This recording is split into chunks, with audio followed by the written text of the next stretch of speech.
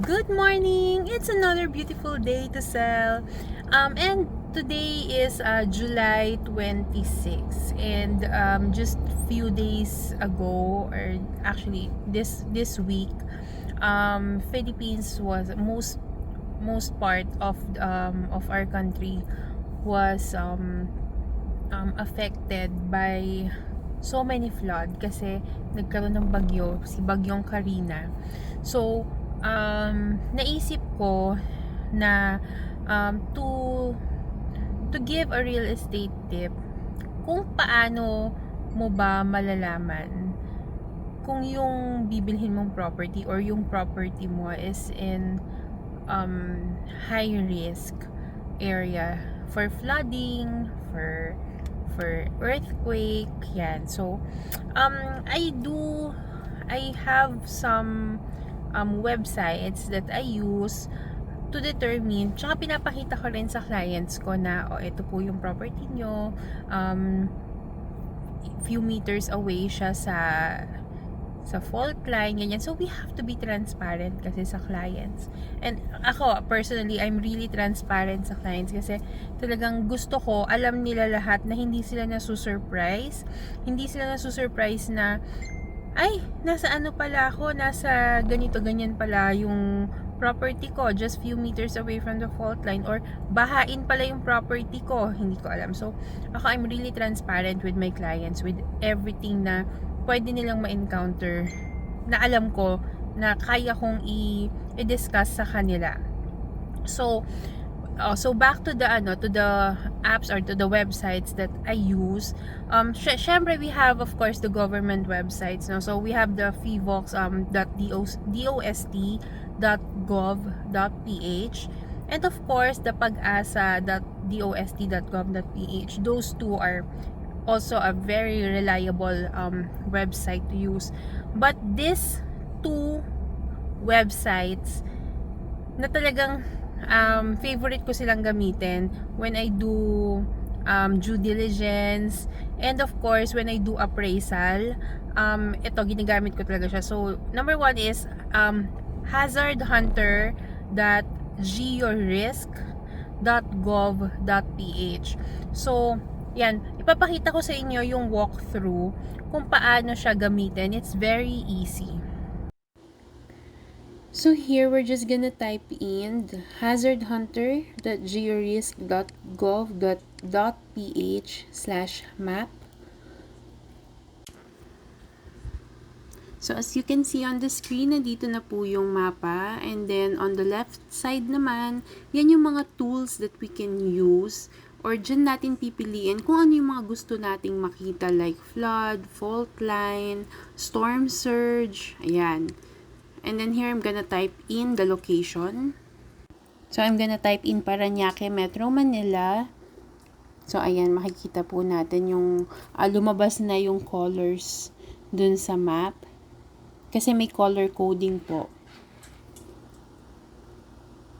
So on the left side, you can check kung ano yung mga gusto nyong makita. Ititik nyo lang yung box. Kung ano yung mga gusto nyong ipa-assess.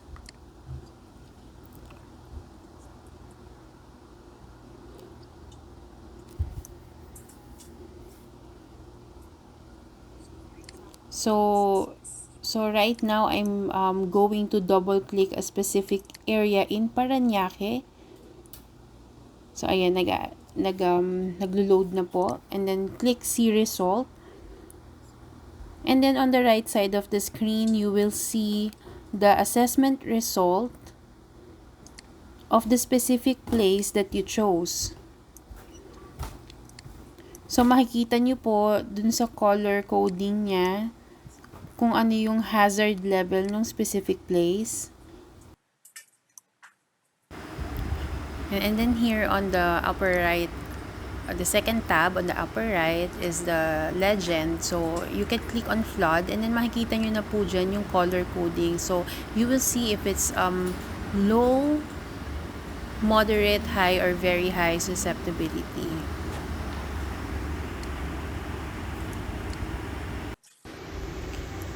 So, kung nakikita nyo po, yung blue line naman That is the distance of the fault line to the pinned location. One more thing I like about this website is that meron siyang mga trivia while waiting for the result of your assessment. So it's very helpful and very informative. Next naman is also one thing na ginagamit ko is the noa.up.edu.ph. Ang galing itong website na to. I'm not sure about the history of how it was of how it began, but I heard na students of UP ang gumawa nito. So I'm so amazed on how people come up with these things, and it's very helpful, it's very useful. So ito, ganito siya. Ayan, so here naman we're going to see the noa.up.edu.ph website. So ayan, when I type in, ito na po yung lumabas sa website. So ito naman, makikita nyo na color-coded din siya. So, depende sa hazard level niya. So from lightest to darkest. So this one is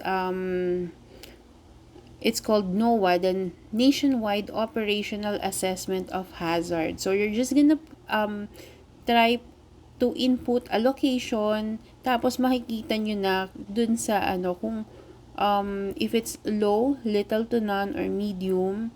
So makikita nyo may legend dyan sa lower right. So let's try a place na talagang alam natin na bahain. So Espanya, Manila. Okay, wait, hindi siya lumalabas. Hanap tayo ng Espanya, Manila. Wait. Okay, let's try UST. Yeah, UST, the football field. Kasi alam natin na ito yan. Okay.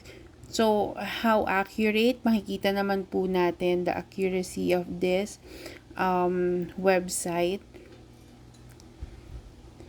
So, ayan, makikita nyo which one is yung talaga medyo prone talaga sa baha.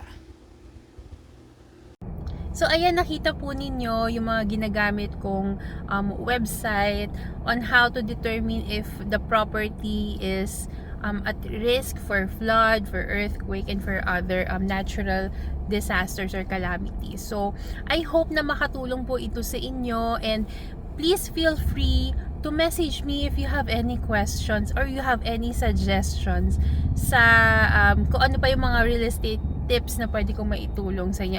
I'm very very much welcome for any suggestions po. So thank you so much, and I hope that nakatulong po ang real estate tips for today. So please follow at Home PH Realty. Thank you!